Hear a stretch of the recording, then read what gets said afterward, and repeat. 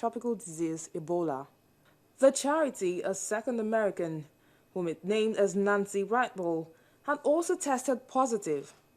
She was helping a team treating Ebola patients at a case management center in Monrovia. Bradley, a medical director at one of the country's 2 treatment centers run by the organization, recognized his own symptoms and confined himself to an isolation ward. Doctors who know and have worked with Brantley held a news conference in Fort Worth, Texas on Monday, saying he was dedicated to global health in challenging environments. Kent is confident that he followed all of the appropriate protocols and never breached protocol. So the source of this infection is uncertain at this time, but he took great care for himself and for the others under his supervision while he was running that unit. Kent is in isolation now in Elwa.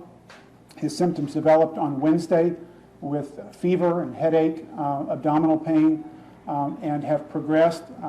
He asked that I not speak in detail about his symptoms and the current state of his illness, so I won't do that today, but to say that he is progressing in the stages of the Ebola infection and is under the care of the physicians there at the hospital. Meanwhile, the WHO has trained 20 volunteers from National Red Cross and Ministry of Health in safe burials of deceased Ebola patients in Kailaun district. The witnesses of the In just 12 days, more than 50 bodies were buried in 2 makeshift graveyards close to Ebola treatment center. This number does not include burial of people who died in their homes. WHO and its partners receive daily alerts on suspected community deaths. To succeed in actively finding the sick people, the community participation is vital. But for some, it may be too late.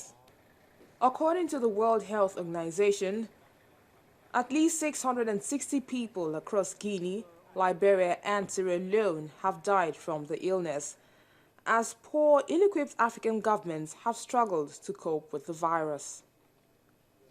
Ebola kills up to 90% of those who catch it. Although the fatality rate of the current outbreak is lower at about 60%, highly contagious, patients suffer from vomiting and diarrhea, as well as internal and external bleeding. Later on in the program, we'll give you tips on how to protect yourself from contracting the virus. I'll take a quick break now, but when we return, we'll look at South Sudan, which is facing the worst case of famine in the world at the moment. Please join us again. 22 airports around the country, an industry that generates billions of naira, connecting millions for business and leisure, will put you through the paces and give you an insider's view on the aviation industry. Watch Aviation This Week only on Channels Television. Aviation This Week, keeping an eye on the aviation industry.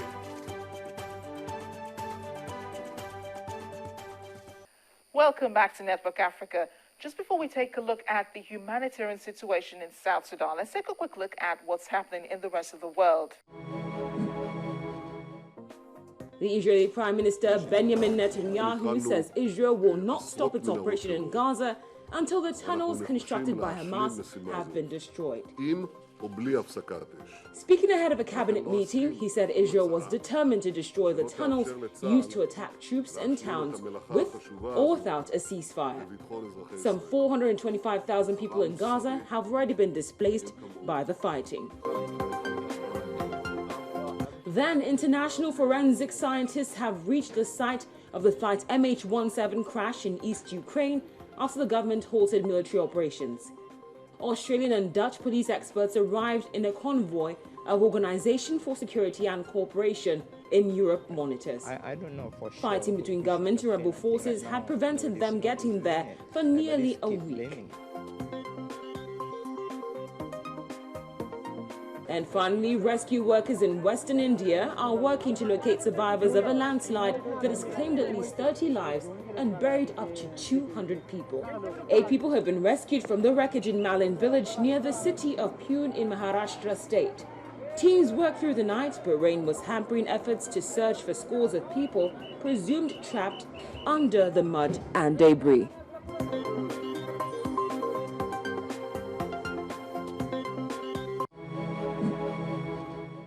Now, but after 8 months of conflict, South Sudan appears ready to resume peace negotiations with the rebel faction of the SPLM under the leadership of the former Vice President Riek Machar, who's downplaying the likely implications of recent military engagements in Upper Nile and Jonglei states.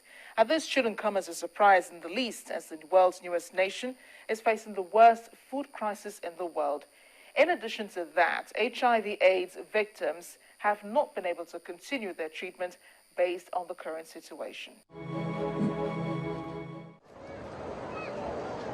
Thousands of displaced people living with HIV in South Sudan are struggling to continue their HIV treatment because they cannot access medication.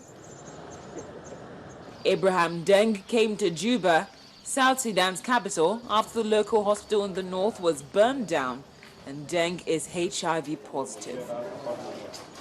He says he had no access to healthcare at home after the conflict in the troubled East African country began in December last year. The health workers, they are not there, so everybody is running, so no medicine, no treatment. Deng receives his medication from the Juba Teaching Hospital. With the ongoing fighting, the Juba Teaching Hospital is treating many more people living with HIV. A recent UNAIDS report has found that emergencies can disrupt care and treatment for people already living with HIV. The forcible displacement of people through conflict or disaster is associated with increased food insecurity, the destruction of livelihoods, and resulting poverty. There are concerns many displaced people living with HIV have had to stop treatment. Many people living with HIV who were healthy now face a desperate future.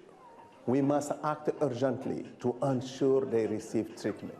At least 10,000 people have been killed and more than 1 million displaced in the 8-month-long conflict.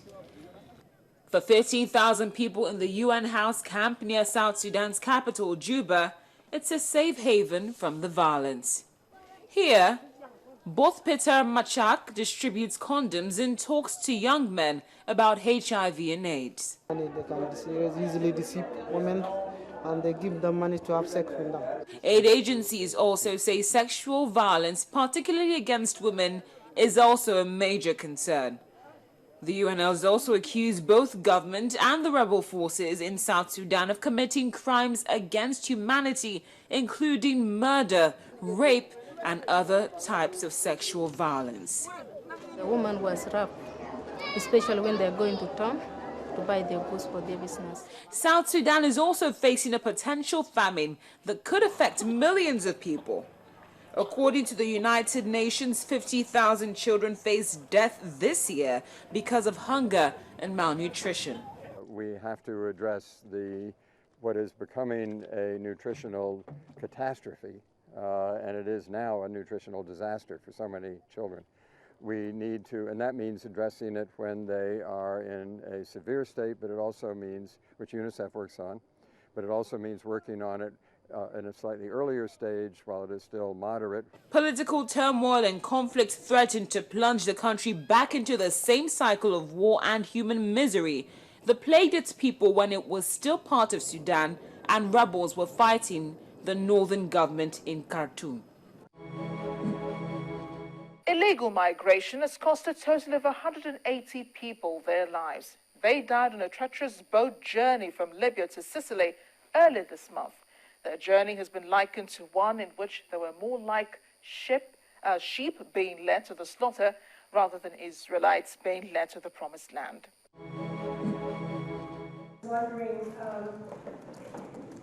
what will the corridor do? Will it mainly... The spokesperson for International Organization for Migration, IOM, in Rome, described to reporters a grueling journey that began with 750 migrants and ended with only 569.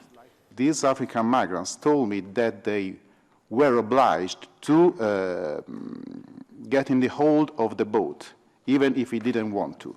Once you've paid, you can't go back, so they told me. It means that they were forced by smugglers with knives, and they were beaten by smugglers, and they were cut. I saw their cuts on their body. Many of the migrants were fleeing violence in Eritrea and Syria, and most travel from North